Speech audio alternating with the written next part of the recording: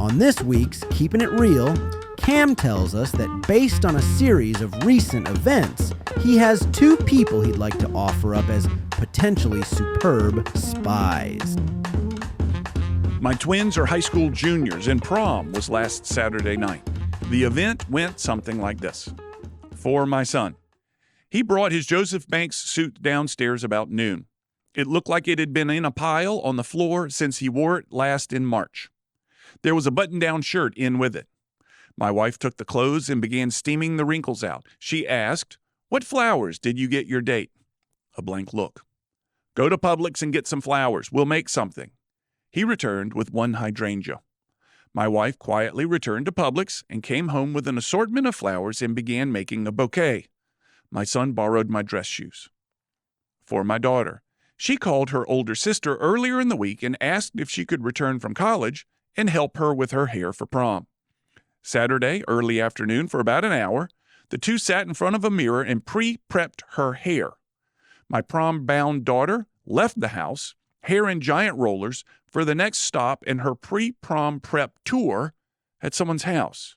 There she would follow her sister's instructions on getting the hair to the next step. Her dress was hermetically sealed in a bag to be opened only when put on. Walking to her car, she carried an assortment of bags including makeup, clothes, hair dryers, and miscellaneous things I couldn't ID, and a Stanley Cup in her hand, of course.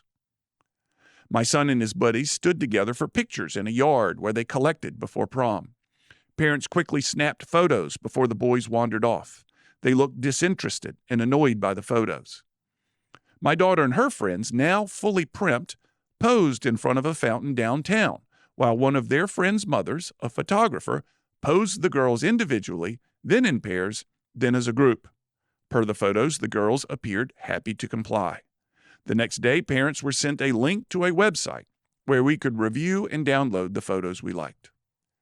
At prom, the boys sat on the stage, from what we had heard, looking over the site and largely talking amongst themselves.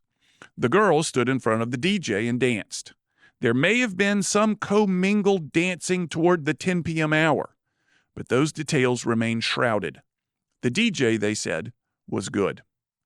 From there, my son went to a friend's house for a late meal cooked by parents, and they slept on sofas and mattresses in a den. He arrived home about noon the next day. My daughter was treated to a night in a hotel for a friend's birthday, where she shared a room with 3 friends. They gabbed until late, discussing the particulars of the evening. She arrived home about the same time as my son. Both looked tired. Dinner, Sunday night. My wife and I asked, "How was prom?" "Good," they both replied. "Tell us about it. What happened?" "Nothing." "Nothing? Really?" "Nope, nothing. Just prom." After all that, we get nothing, just prom. Tight-lipped, no details, close to the vest, they tell us nothing. They should work for the CIA. Maybe they do. I'm Cam Marston, just trying to keep it real.